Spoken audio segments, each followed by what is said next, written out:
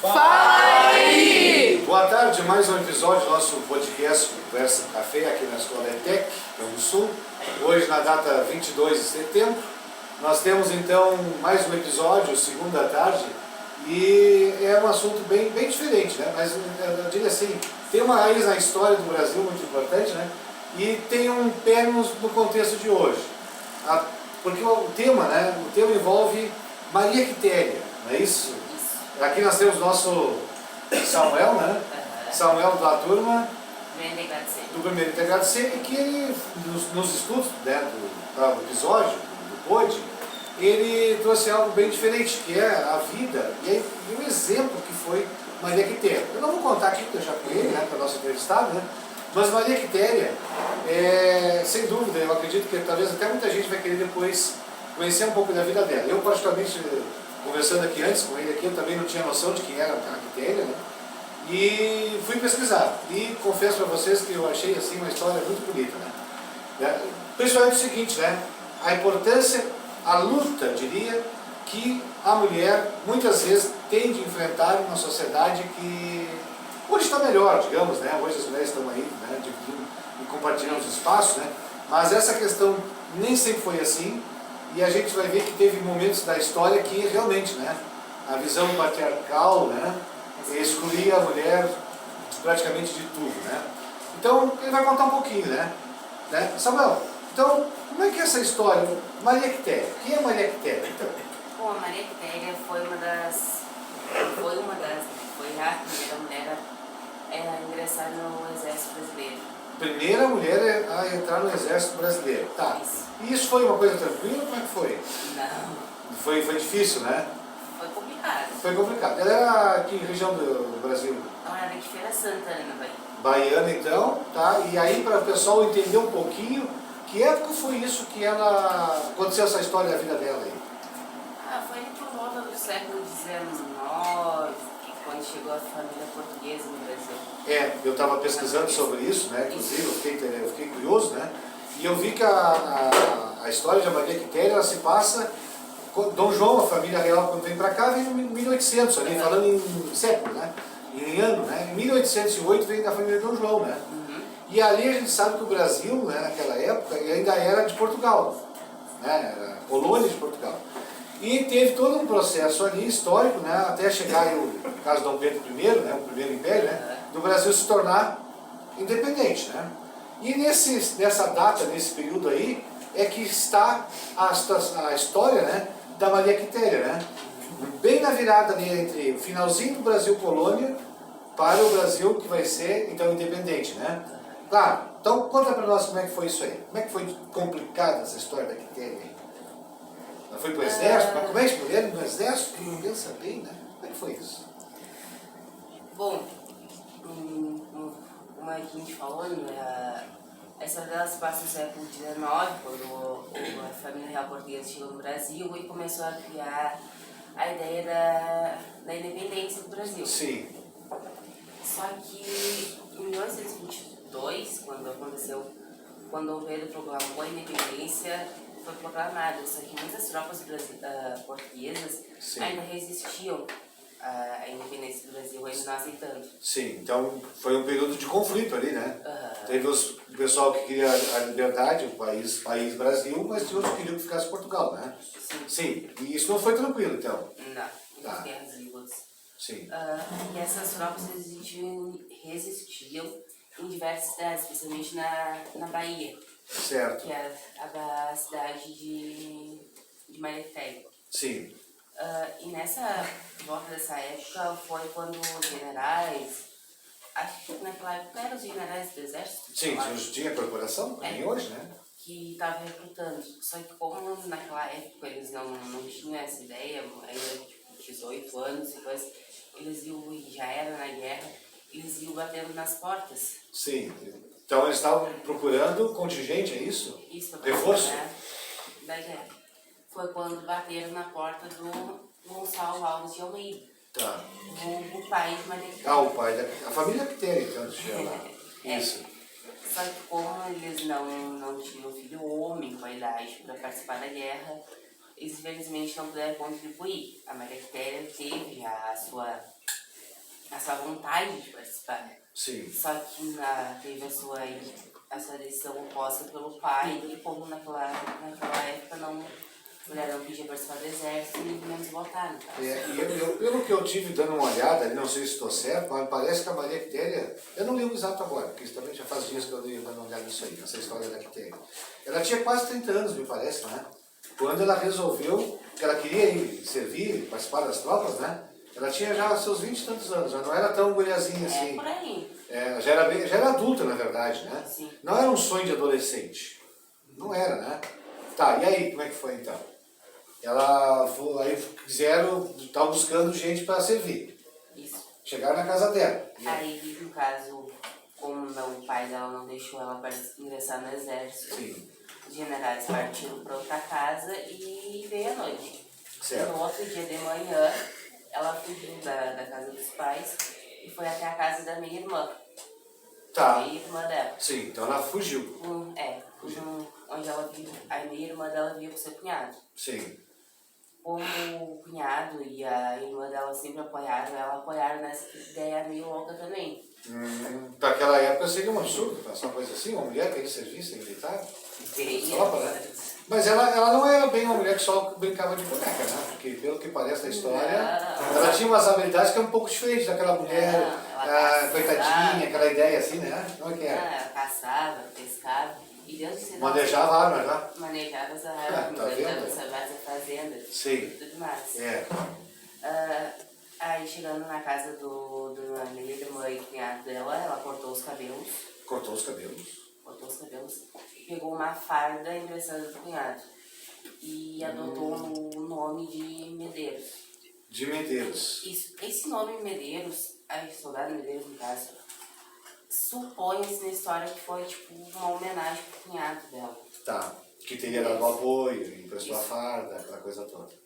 E aí foram onde é que localizava as tropas para ela se listar. Sim. Muito bem. Então ela estava decidida. Tá, e aí, chegou lá, o pessoal, não, já é mulher, quem não tá fora? Como é que foi? Não, de primeiro eles não perceberam tanto, porque naquela época não existia o exame médico, essas coisas como existe hoje. Ou talvez até eles estavam precisando de tanta gente que resolveram fazer uma vista grossa. Vamos deixar, já que ela quer. Né, eles tavam, ela tá com tanta vontade. De certo acharam ela habilidosa, então vamos arriscar, né? Tá. Isso. Mas aí, no fim das contas, ela acabou ingressando então nas tropas. Ingressou. E aí, certo, passou por discriminação, a torto direito que era a mulher que estava lá, essas conversas, ou não foi assim? Eu acredito que não. Porque seu desempenho sempre foi notável. Tão notável que quando perceberam que ela era mulher, os generais, os coronéis da época... Sim, a corporação ali, né? Isso. O pessoal, os militares. Resolveram contrariar as regras da época e resolveram deixar ela participar das tropas. Tá. Então, isso já dá pra ver que ela era notável. Notável. Sim. Então, aí o pessoal, aquilo que talvez fosse até então uma coisa assim tão inusitada, absurdo, uma mulher com as armas nas tropas, batalha de campo, né? Que não era comum, claro que não era, né? Nunca. Mas isso aí, ela acabou então convencendo e talvez até... Mostrando outra ideia para eles. Eles acabaram vendo que estava na hora de eles começar a repensar alguns conceitos, né? Digamos, né? As regras, As regras da época, né? Pois então e aí, como é que foi? Ela só entrou assim, fez treinamento ou ela atuou junto, assim, conforme a tropa toda? Em algumas guerras, como Ela participou de guerras? Participou. Aqui eu Então. vou olhar na mesma situação. Sim. Ela participou de batalhas ao redor de Salvador contra as tropas portuguesas. E na defesa do Itapuã e a Ilha de Maré. Sim, pode ser da guerra. Sim, e participou de quantas batalhas? Desculpa, então. Aqui eu tenho anotado duas. Duas batalhas. Eu creio que seja mais, porque que batalhas ao redor de Salvador contra as tropas portuguesas. Então talvez teve algumas escaramuças, digamos, talvez não tão ganha notoriedade, mas que ela teve lá presente. Sim. Tá. Bom, e aí como é que é? Ela foi se destacando no pelotão, ganhou o reconhecimento dos colegas, né? Como é que foi a partir daí? Participou de batalhas? E aí, como é que foi? Participou das batalhas, recebeu reconhecimento dos superiores e homens experientes, tudo.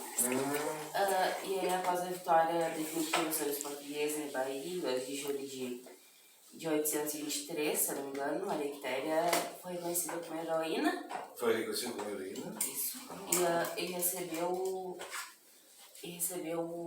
Condecorou, o Dom Pedro condecorou com a Ordem Imperial do Cruzeiro. Dom Pedro I, né? Isso. Eu tive dando uma olhada, obrigado. Eu tive dando uma olhada na história, Dom Pedro I, né? Isso. Que depois fez toda essa homenagem, né? Uhum. Quer dizer que ela atingiu as honrarias, né? Do Império. A mais alta para A ela. mais alta, né? Então, Okay. Pois é. E isso foi uma coisa que chamou a atenção para o teu estudo aqui, trazer para o pessoal daqui do Pode? Como é que foi isso? A história dela, eu creio que chama atenção para muita gente. E quando eu estava no meu fundamental, eu já fiz um trabalho sobre ela que... Na história, isso foi? Acho que... Não lembro. Eu acho que foi em história. Sim. Que chamou a atenção dos outros professores de fundamental e de alguns alunos. E aí eu, passando pela internet, encontrei a história dela de novo e resolvi trazer para o... Tu estava buscando um assunto, um tema que tu pudesse abordar para o nosso episódio, não é isso? Isso. E aí tu te deparaste com a história da Quitéria, que já tinha um certo conhecimento, já tinha. Né? E aí tu resolveste retomar isso. Depois. Mas acredito que se tu não tivesse achado importante, não teria contado. Tu teria outro tema, outro assunto para hoje, né? E aí tu voltaste lá porque acho que foi merecedor, né? Pois é. Então, assim, em termos práticos, assim, como é que tu faz esse balanço entre... Porque hoje a gente tem, estamos em 2025, né? Mas ainda tem muito essa questão ainda de isso é coisa de mulher, isso é coisa de homem, né? Ainda tem essa segregação, né? Como é que tu vê essa questão? Partindo lá de 200, mais de 200 anos, né?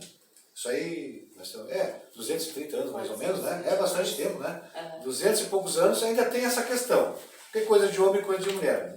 Na sociedade tem muita gente que pensa isso, né? Tá. E naquela época, a Quitéria... Acho que era pior ainda. Deve ser muito pior. E aí, como é que tu vê essa questão hoje, então, tendo o exemplo da Quitéria lá? 200 mais anos lá. Como é que é isso?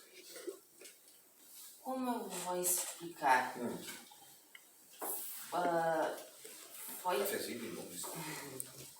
Foi criada leis, por exemplo, para isso, só que não teve tipo, a fiscalização apropriada para isso, não dão tanta atenção para essas leis. Tá.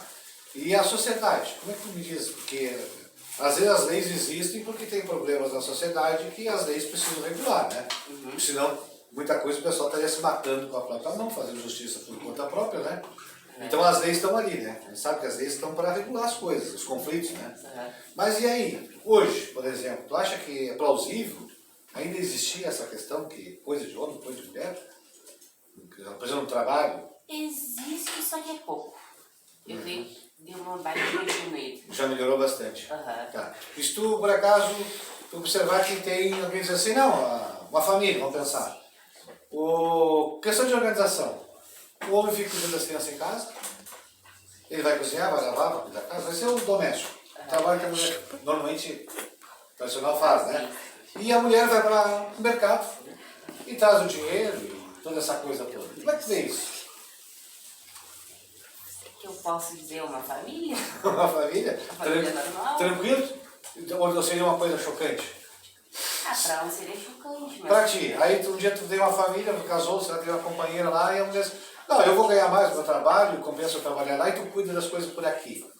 Aí tem o homem da casa, ela é a mulher da relação também, mas ela que inverte o papel tradicional. Tu sentiria jeito? Isso. Eu confesso que eu acharia um pouco estranho. Um pouco estranho? Por que tu acharia estranho assim? É porque eu já fui criada com essa ideia de tradicionalismo dentro de casa, por exemplo, as mulheres cuidam da casa, cuidam do filho, lava, roupa, essas coisas. E o homem vai para a lavoura, trabalha, traz o dinheiro, faz o lanche, essas coisas. Tem um certo padrão, né? Um modelo, um certo modelo, né? E aí que tu vai abastecer, daqui a pouco tem uma mulher lá, frentista. Isso. Tu vai lá numa obra, tem uma mulher lá levantando parede. O pedreiro da obra, o chefe de obras, por exemplo. E aí, como é que tu vê isso? Aí tu vai lá na agricultura, vê a mulher lá lavrando, um trator lá, tocando bala na lavoura, cuidando. Tá, e aí como é que é? Isso é um problema? Como é que faz? Ou isso significa uma mudança já? Significa uma mudança, porque a mulher está tomando o cargo que ela quer e ela já vê o que ela pode fazer. Então, parece que essa discussão de separar por gênero não faz muito sentido. Não. Né? Porque a gente tem muitos esses papéis, né? Que é coisa de mulher. Até as crianças, quando são pequenas, né? A guria tem que brincar de carrinho e as gurias de boneca, né? Se uma criança às vezes começa a brincar com uma coisa ou outra, às vezes, não sei o quê, né? Já surge uma suspeita que nem se fundamenta, porque estão apenas brincando, né? Mas são crianças. E o que tu me diz uma coisa se um homem varre a casa? O homem aprende a cozinhar e ele faz a comida da casa. E ele troca a fralda dos filhos, das crianças. Como é que tu vê isso? Porque a gente está partindo da Maria Quitéria, né? A Quitéria quebrou o paradigma da época, né? Imagina, né? Como é que vê essa questão? Como eu disse e eu volto a dizer de novo. Seria um pouco estranho, só que não há nada de errado. E como é que a gente... Claro que não tem nada de errado, né? Um trabalho, né? Como qualquer outro, né? Estão se ajudando, né? Mas como é que a gente vira esse jogo, na tua visão, Samuel? Porque se tem uma cultura de achar estranho, e quando a gente acha estranho, é porque ainda a gente tem esse valor lá, desse modelo que eu te dou, dessa coisa, que isso é de homem e isso é de mulher. Isso a mulher pode ou não pode, o homem pode ou não pode, né? Tá. Como é que a gente pode virar esse jogo?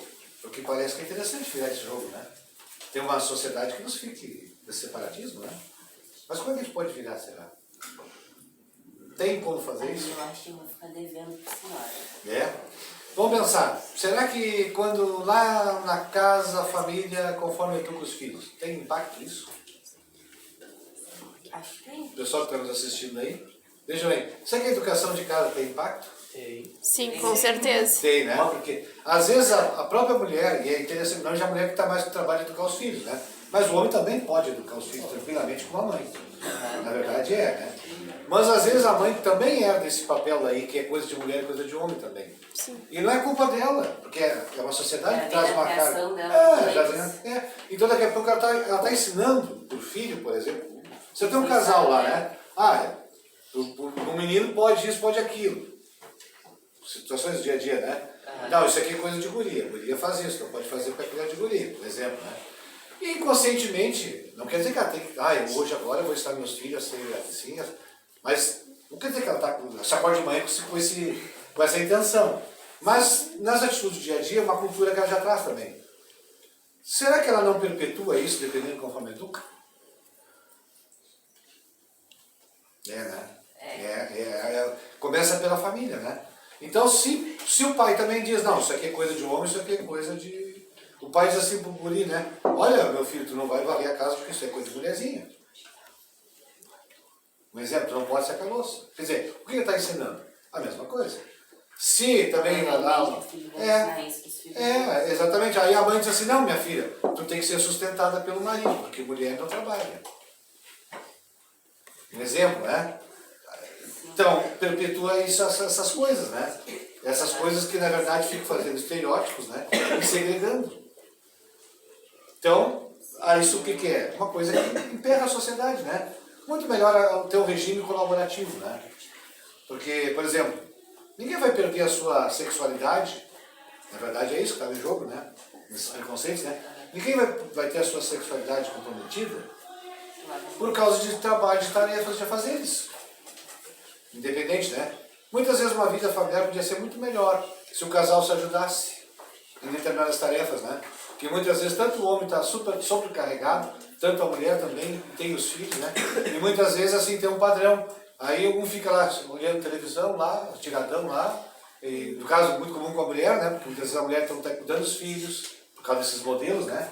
E cabe ela ficar cuidando dos filhos, ela lava a louça, ela lava as roupas, ela cuida da casa, ela faz a comida, não sei o que mais. E aí o homem chega lá, às vezes está lá, ele está sentadão lá, olhando jogo, ou vai lá no boteco, não sei, essas coisas, né? Como se aquela outra parte ali não tivesse nada a ver com ele. E não é que às vezes ele quer ser assim. É a criação. Ele tem uma cultura que ele aprendeu assim. E de certa forma reproduz esse jeito. Não é? Reproduz esse jeito. Então, eu diria assim que vocês são jovens hoje aqui, né? Vocês vão formar famílias, né? Essa mudança começa também por vocês. Já começou por muitas pessoas. Mas também é uma mudança que também vai ser, porque quando vocês tiverem as famílias de vocês, né? E vocês olharem essa questão de igualdade, de parceria, e não de criar estereótipos, vocês vão ter um mundo que, por consequência, as pessoas vão parar de segregar isso. É coisa de homem, coisa de mulher, ou criar situações que depois são dificuldades na vida. Vão melhorar o clima, né? Escola, Samuela. Será que escola é importante? É um espaço para isso também? Sim. Quando eu fazia magistério, só contar para vocês, né? Eu tinha, acho que eu até falei para vocês isso já, mas vou falar aqui, porque o pessoal agora vai assistir a gente no vídeo aí, né? Eram 40 e poucos formandos professores. Era uma turma de magistério grande, eram mais de 40 na sala. Só estava eu de homem naquela época, de professor. O resto, todos eram mulheres que seriam professoras. Muitas delas diziam assim, que eu não podia ser professor, porque o homem não sabe educar. Diziam assim, muitas diziam, o homem não tem jeito para educar criança. Entende? Diziam isso. E eram mulheres que estavam falando. Então, se eu tivesse levado isso ao pé da letra, eu teria desistido. Teve 2 colegas que faziam, quando entraram no primeiro ano de magistério, nós éramos 3 homens na turma. Os 2 desistiram. Por quê? Das piadinhas. Um deles estudava aqui e estudava lá também, que nem eu fazia. Fazia contabilidade e estudava lá. Desistiu por quê? Porque eles diziam que ele era guriazinha, era menininha, e que estava fazendo uma profissão de mulher. Ele não aguentou o repuxo, porque o bullying, não se falava bullying na época, né? Mas as piadinhas, as chacotas, essas coisas, realmente ele fez com que ele desistisse. Estudou 1 ano e pouco e não aguentou a pressão. E algumas colegas, mulheres, portanto, diziam que isso era coisa para mulher, não era para homem. E eu persisti, porque para mim não tinha nada a ver isso. É um trabalho, né? Tanto é que se a gente olhar na história mais antiga, a maior parte dos educadores eram homens, nem eram mulheres. A educação e a enfermagem, aí está interessante, foram 2 profissões, pessoal, foram 2 profissões primeiras em que a mulher saiu daquele trabalho de ser doméstica, de casa, apenas do lar, né? Que foi estudar, foi se profissionalizar e assumiu a independência financeira, econômica, ou parceira também em tudo na família. Foi a educação e a enfermagem. Mas eu aí, estava isso no final de 80 para 90 ali, eu passava preconceito, porque fazia uma profissão que era de mulher. Então vocês estão vendo, né, que é pura bobageira isso aí. Então a história da Maria Quitéria, né, eu acho muito bacana ter trazido esse tema, né, porque é para a gente pensar mesmo. Ela foi um exemplo, né? Ela era mulher, queria uma carreira militar, era coisa para homem, né? Sofreu, a própria família não apoiou, né? Não te contasse, a família não apoiou, né? Mas ela não desistiu. E ela foi lá e teve a mais alta honraria, o reconhecimento. Né? Então eu diria assim, Samuel, com sombra de dúvida, também não se alongar no nosso pódio, né? Que a educação familiar é a base, pessoal. Tá? A educação familiar é a base, e eu digo que o pessoal que está nos assistindo, né? E tanto o casal lá, não interessa a configuração, mas os pais, enfim, né? Eles têm que ter esse cuidado de mudar essas coisas, quebrar esses preconceitos para ter um mundo melhor. Que começa por casa. E eu diria, em segundo momento, a escola também. Porque dá para ser assunto a escola, né? Dá para ser essas coisas da escola, né? Uma vez eu fiz um projeto de culinária na escola, que a gente fazia as comidas na escola, escrevia os livros de receita, era aula de português. Então a gente nós fizemos um resgate de receitas, produzimos os livros, né? E a gente fazia as comidas, panela, fogão, comida, tudo, né? E aí teve naquele momento alguns meninos que não queriam cozinhar. Que não queriam cozinhar porque era coisa de mulher. Bem assim eles diziam. E aí o que acontece? No fim a gente conseguiu que eles cozinhassem, desenvolvessem essa coisa, E depois, um dia que nós fizemos confraternização, e nós chamamos os pais para se confraternizar junto, né? E aí as mães disseram que acharam a coisa mais interessante o projeto, porque em casa eles não queriam de jeito nenhum ajudar em casa, porque era coisa de mulher, na cabeça deles, né? E que depois daquela aula, depois daquela experiência, eles aprenderam a cozinhar, estavam se interessando pela coisa e passaram a ser colaborativos em casa. Em coisas que eram tipicamente, até então, de mulher, né? Então, vocês vejam, educação, né, pessoal? Educação, né? Então, Maria Quitéria, ela é um exemplo disso. Eu vejo, achei a tua história muito interessante, o teu relato, né? Trazendo hoje, porque... E a gente está fazendo aqui através do podcast isso, né? Tem muita gente aí, talvez, que esteja preso ainda nessas coisas, né? Fica aí a dica da gente poder, né, pensar um pouquinho melhor, né? Ver o que a gente pode cada um fazer em termos de educação para mudar esse quadro, né? Que é preciso, sim. Samuel, para fechar então, o que tu diz para os nossos seguidores aí do YouTube, aí do nosso podcast Conversa no Café?